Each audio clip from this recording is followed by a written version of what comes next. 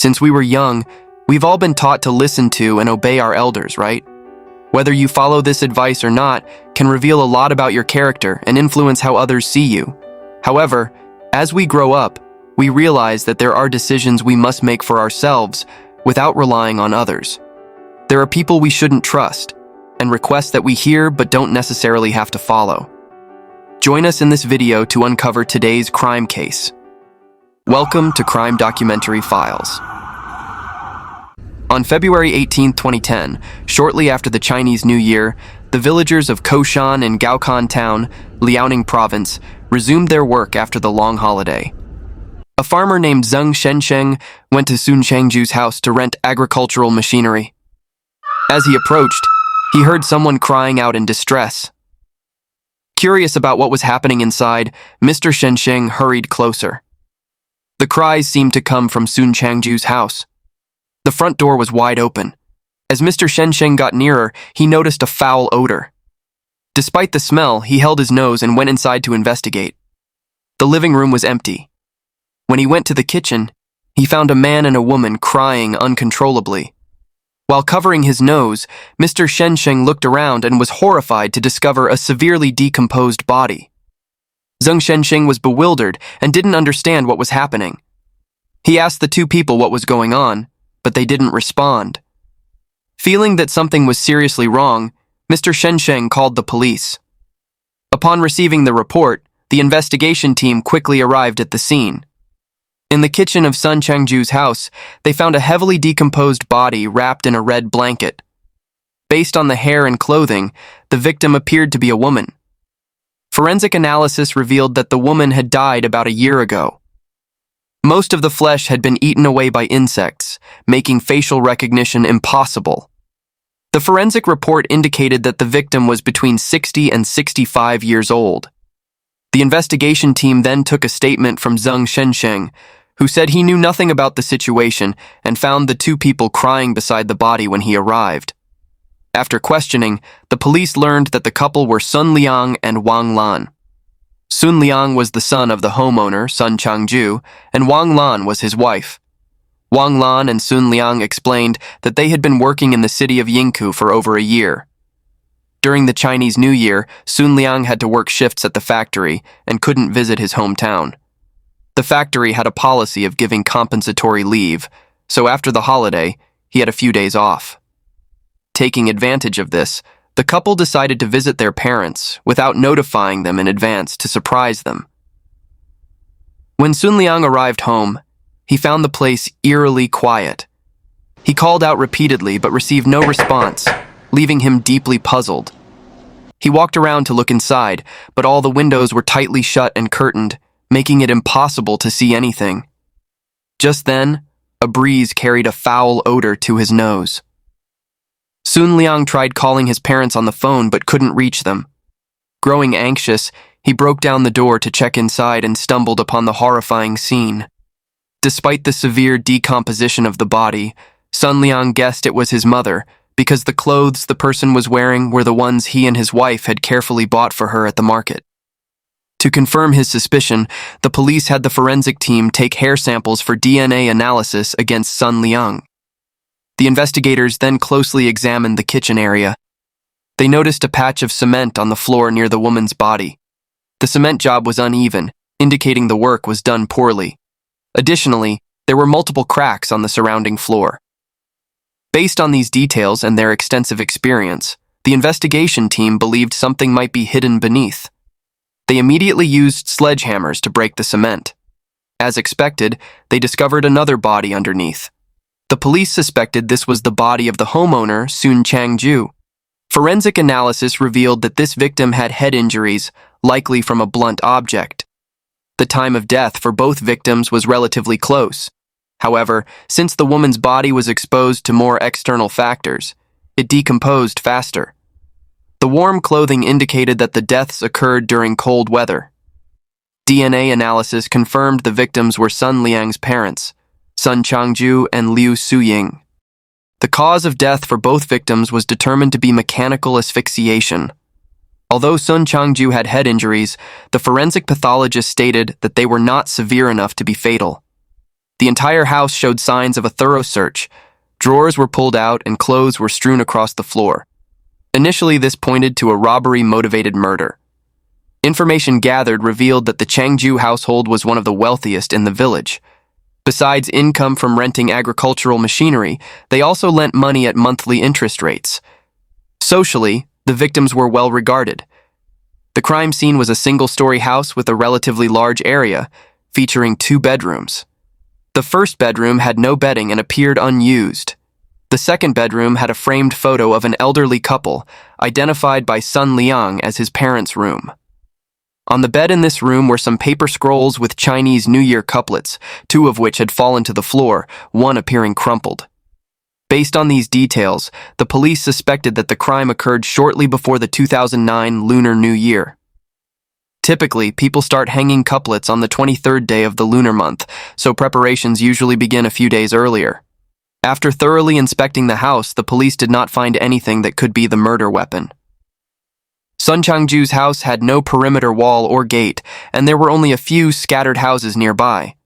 Sun Liang stated that when he arrived home, the door was unlocked and showed no signs of forced entry.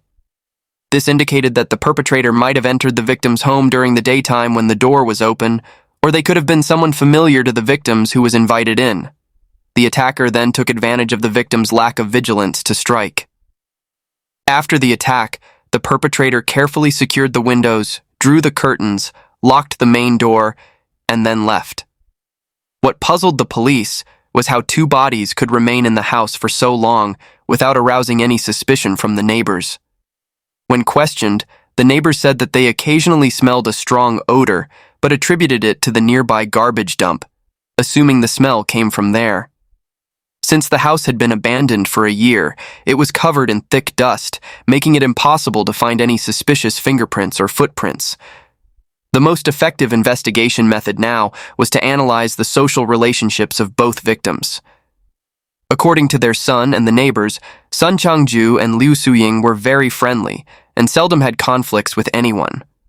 Although they lent money, their interest rates were low because they knew most of the borrowers were in difficult situations. The Sun couple was flexible with repayment times, as they were financially well off and didn't urgently need the money. The investigation team looked into Sun Changju's debtors, but found no suspicious individuals. Sun Liang and his wife reported that shortly after they moved to the city of Yingkou, Sun Changju and his wife mentioned they would be moving to Sichuan for work. Sun Liang initially found this odd, given his parents' age and their financial stability, which made it unnecessary for them to seek employment. However, the elder son couple provided a plausible explanation. They felt lonely living in the countryside with their children gone and decided to find work in Sichuan to stay busy, planning to return home for the new year. Sun Liang and his wife found this reasonable and supported their decision. One peculiar detail was that during phone conversations, Sun Liang noticed his father's voice sounded different. Mr. Changju often explained that he was ill, which made his voice hard to recognize. The police suspected that someone had been impersonating Mr. Changju over the phone. This person was likely the killer. The investigation team believed this was a crucial lead, so they asked Sun Liang to try to recall whose voice it might have been. Although Sun Liang wasn't certain, he suspected it was his uncle, Sun Changfu. The police immediately went to question Sun Changfu, who provided a different account. Sun Changfu claimed that even though his nephew Sun Liang worked far away, he occasionally returned home.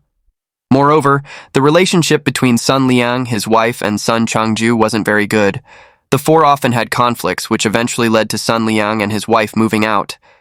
The idea that Sun Changju and his wife were working far away was hard to believe for Mr. Changfu and the other villagers, as the Sun family was wealthy. Why would they leave to work elsewhere when they could enjoy their comfortable life at home, especially at their age? Mr. Changfu mentioned that he had visited the house to check on his brother and found Sun Liang there. He grew suspicious when Sun Liang began selling his father's agricultural machinery. When Mr. Changfu noticed the foul odor, Sun Liang explained it was from dead rats and nothing serious. Even though Mr. Changfu wanted to inspect the house, Sun Liang prevented him from doing so. After secretly investigating Sun Liang and his wife, the police discovered that Sun Liang had not been living in Yingkou for the past year. Instead, he had been staying at his in-laws' house in the neighboring village. Mr. Changfu's account was accurate. Sun Liang had returned to his parents' house several times to sell off some agricultural machinery. A significant piece of information came from a close friend of Wang Lan, who told the police that Wang Lan had once drunkenly confessed that her husband had killed his parents. At the time, everyone dismissed it as drunken nonsense. But after the bodies were found, this friend worried that Wang Lan's claim might be true and reported it to the police. With mounting suspicion around Sun Liang and Wang Lan, the investigation team began surveillance to avoid alerting the suspects. However, unexpectedly, Sun Liang turned himself in before the surveillance plan was fully executed. Sun Liang confessed to the investigators that he had killed his parents. He then recounted the entire motive and the brutal process of the crime. Sun Liang explained that his parents were well-known farmers in Gaokan town, Liaoning province. The sons were renowned for their hard work and thriftiness, eventually amassing considerable wealth. They owned 7 spacious rental houses and had lent over 200,000 yuan, collecting monthly interest, a significant amount at the time in China. The Sun family was well known and respected. Sun Changju and Liu Suying married young but had children late. Liu Suying suffered 2 miscarriages and thought she could no longer have children. However, they were eventually blessed with a son, Sun Liang, not long after the second miscarriage. As the only child, Sun Liang was always spoiled and got whatever he wanted. He never had any restrictions and grew up indulged by his parents. Unlike his peers who helped with household chores, Sun Liang was pampered, even having his meals served to him. No matter how big or small his mistakes were, his parents never scolded him. Once, Sun Liang got into a fight at school and injured his classmates, but he was never reprimanded. The sons smoothed everything over with money. This incident fostered in Sun Liang a disregard for others, believing money could solve anything. As Sun Liang grew into adulthood, he refused to work and relied solely on his parents' monthly allowance.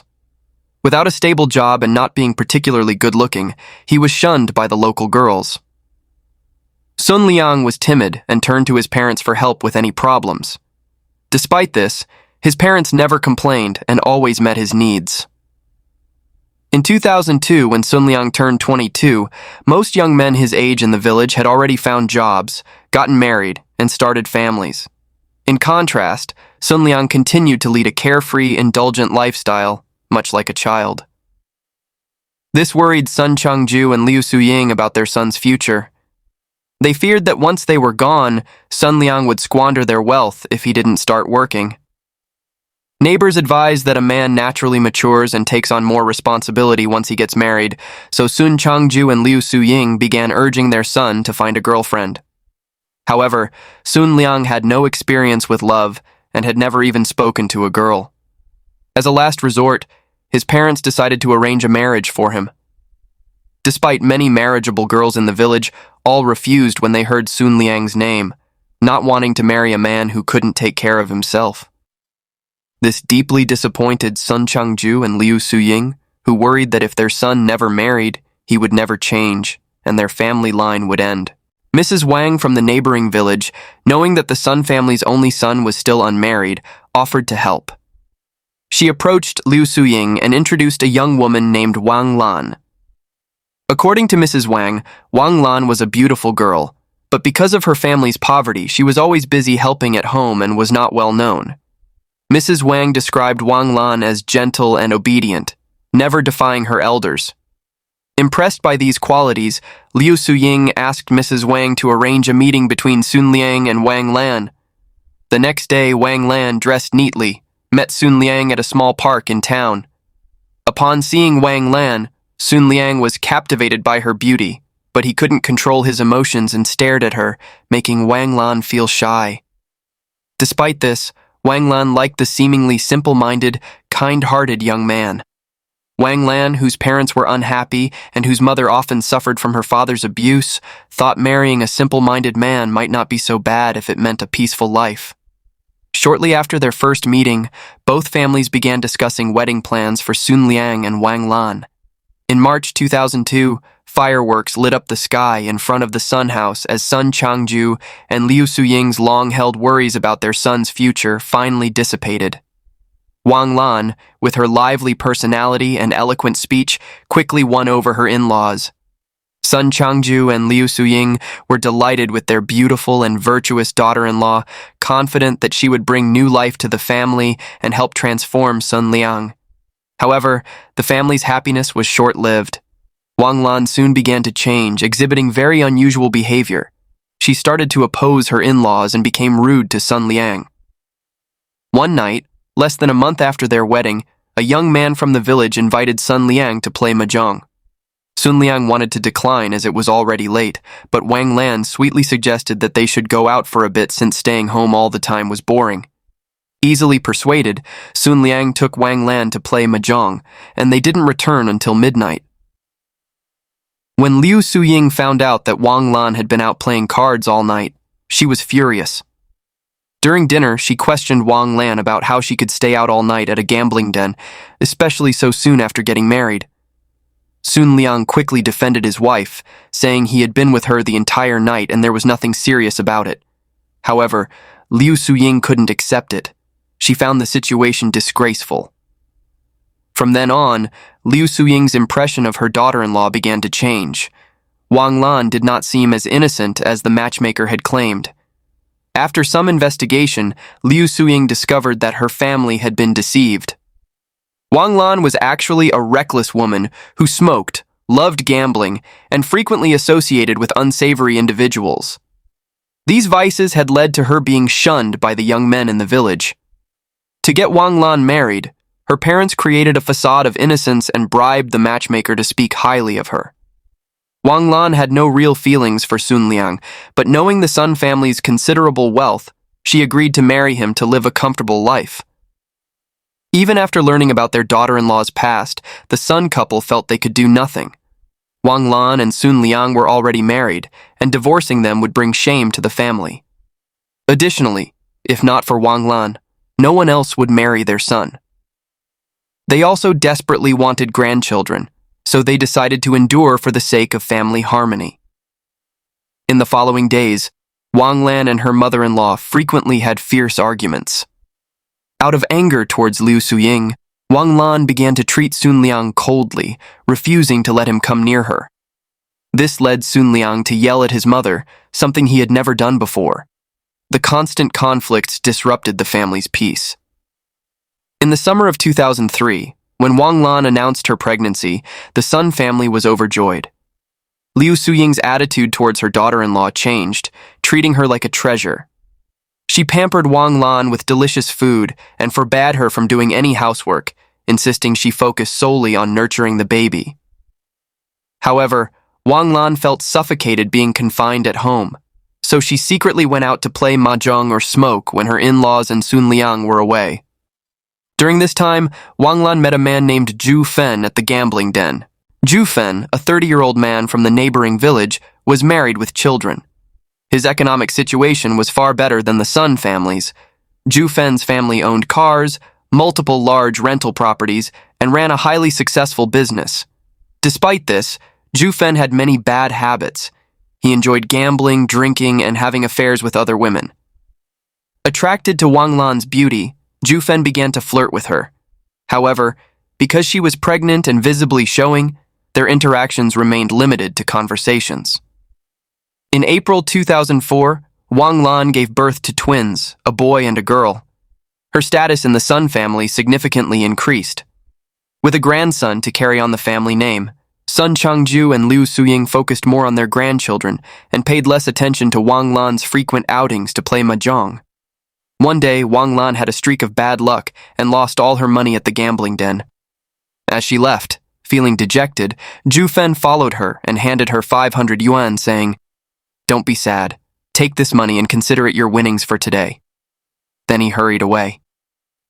This gesture moved Wang Lan. She couldn't help but compare her husband to Zhu Fen. Sun Liang was foolish and dull, lacked his own opinions, and relied heavily on his parents. On the other hand, Zhu Fen was handsome, charming, and knew how to please people.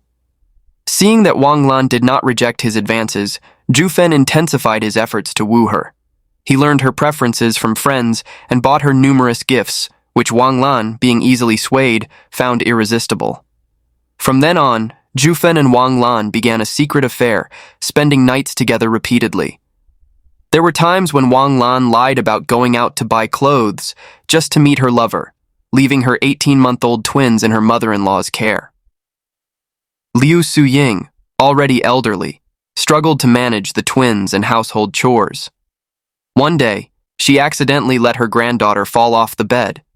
Worried about potential harm, she asked a neighbor to watch the children and went to find Wang Lan. On her way, she unexpectedly saw Wang Lan holding hands with a man, entering a gambling den. Their intimate behavior was far from that of ordinary friends. Unable to bear this sight, Liu Suying confronted Wang Lan. Instead of panicking, Wang Lan argued with her mother-in-law. Liu Suying told Wang Lan about her daughter's fall, but Wang Lan showed no concern and turned away. Zhu Fen then stepped in, physically confronting Liu Suying before taking Wang Lan to a motel. He even bought her a scarf to cheer her up. Wang Lan returned home late that night, looking displeased. Seeing this, Sun Liang tried to comfort her, but Wang Lan ignored his attempts. She then criticized her in-laws for being overly controlling, not allowing her to socialize and expand her horizons, and being stingy. In reality, this wasn't true. Every month, the sons provided a substantial allowance to Sun Liang and Wang Lan. The couple had no responsibilities other than looking after their children, which they failed to do properly. Often, they stayed out late playing mahjong, leaving their crying children at home. Liu Suying even claimed that Wang Lan had repeatedly stolen money from her to fund her gambling habit. She kept quiet about it, hoping Wang Lan would change and for the sake of family peace. The arguments escalated, leaving Sun Liang caught between his mother and wife, feeling helpless and unable to say a word during the disputes. Wang Lan berated him for being useless, unable to accomplish anything or assert himself in the household, calling him pathetic. On April 12, 2005, Liu Suying and Sun Changju took their son, Sun Liang, to town for business discussions, leaving Wang Lan at home to care for the twins. During the trip, Liu Suying realized she had forgotten some important documents and returned home alone. Upon entering the house, she discovered Wang Lan in bed with another man. Liu Suying recognized the man as the same one she had seen holding hands with Wang Lan at the gambling den. Furious and trembling with rage, Liu Suying confronted Wang Lan. A fight ensued, with both women ending up with bloody faces. Due to her age, Liu Suying couldn't match her daughter-in-law's strength and was injured in several places. Feeling guilty, Wang Lan eventually stopped, knelt, and tearfully begged her mother-in-law for forgiveness, pleading with her not to tell Sun Changju or Sun Liang. Despite her anger, Liu Suying decided to keep the incident secret to ensure her grandchildren wouldn't have to live without their mother. Relieved, Wang Lan became more reserved, avoiding mahjong and ignoring Zhu Fen. Nevertheless, Liu Suying kept a close watch on Wang Lan, who, angered by this scrutiny, took it out on Sun Liang, even refusing to let him touch her. Exploiting her husband's weakness, Wang Lan manipulated him, saying, "Your mother and I will never get along. If you kill her, I'll be an obedient wife. If not, I'll leave with someone else and take the kids," she then cried, covering her face. Sun Liang dismissed his wife's words as mere anger. Under the same roof, the conflicts between the two women escalated. Torn between his loving mother and his sweet, beautiful wife, Sun Liang felt helpless. To escape this suffocating atmosphere, he and Wang Lan left the children with his parents and moved to Yingkou to find work, renting a small house there. Sun Liang began working at a factory, earning 80 yuan a day, while Wang Lan stayed home, cooking and refraining from mentioning divorce or past conflicts with her mother-in-law. Their life seemed more stable. However, Wang Lan soon fell back into her old habits, secretly playing mahjong with new neighbors. Whenever she lost all her money, she demanded more from Sun Liang, leading to frequent heated arguments. On January 5, 2009, with the Lunar New Year approaching, Sun Liang took time off work and brought Wang Lan back to Liaoning to visit his parents and children. Liu Suying was delighted to see her son, but immediately soured at the sight of Wang Lan. Still holding grudges from the past, Wang Lan showed overt hostility and didn't greet her in-laws. That night, Wang Lan repeated her ultimatum: either kill the old couple or get a divorce. Sun Liang again thought she was just angry. The next morning, another loud argument broke out between Liu Suying and Wang Lan. Watching the two most important women in his life clash so violently, Sun Liang felt heartbroken. Unfortunately, his weakness and lack of resolve left him unable to intervene. On January 17, 2009, Sun Liang and his father, Sun Changju, went to town. Seeing Wang Lan dressed in somewhat revealing clothes, Liu Suying scolded her. "You dress like a prostitute. Are you trying to seduce men?" Infuriated by these words, Wang Lan gritted her teeth but remained silent. When Sun Liang returned home, Wang Lan whispered in his ear, "Sun Liang, if you don't deal with these old people today, I'll take the kids and leave. You'll never see us again. Do you understand?" To show her determination, Wang Lan even banged her head against the wall several times. Seeing her resolve, Sun Liang knew she was serious. He hesitated, torn between the irrational demand and the fear of losing his wife and children. He looked at his two peacefully sleeping children and realized they were more important to him than anything else. He couldn't bear the thought of losing them. Wang Lan continued to pressure him with her words, making Sun Liang's head feel like it would explode. On January 18, 2009, it was bitterly cold in Liaoning. Sun Changju took his grandson to the village store to buy snacks, bundling up warmly. Seeing her father-in-law leave, Wang Lan told her husband that this was the perfect opportunity. Sun Liang agreed and quietly opened his mother's bedroom door. He found her sitting on the bed decorating some New Year couplets. He remembered that the Lunar New Year was just a few days away. Childhood memories flooded back. How his mother used to cook delicious pork hocks for him on New Year's Eve, even when their economic situation wasn't good. It seemed like his parents always saved the best for him. As he thought about this, tears welled up in his eyes. At that moment, Wang Lan silently approached, making no sound. She saw Sun Liang standing motionless and glared at him, signaling him to act quickly. Scared by his wife's look and the threat of her leaving with their children, Sun Liang wiped away his tears. His mind filled with thoughts of his wife and kids, seeing his parents as obstacles to his happiness. Thus, he made his decision. At first, Sun Liang tried to strangle his mother with his hands. Seeing the TV cable on the table, he grabbed it and wrapped it around Liu Suying's neck. Although she struggled to stop him, she couldn't.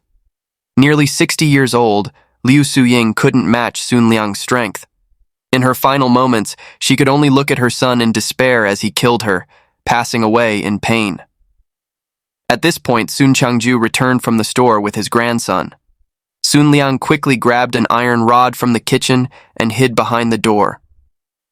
As soon as his father stepped through the doorway, Sun Liang struck him on the back of the head, causing him to fall unconscious. Fearing he might still be alive, Wang Lan ran to the bedroom, took the TV cable from Liu Suying's neck, and wrapped it around Sun Changju's neck, strangling him until he stopped breathing. After committing the crime, Sun Liang and Wang Lan looked at each other and began discussing where to bury the bodies. After some deliberation, Sun Liang went outside, found a large sledgehammer, and broke the floor, using a pickaxe to dig a hole. Once the hole was dug, Sun Liang placed his father's body inside.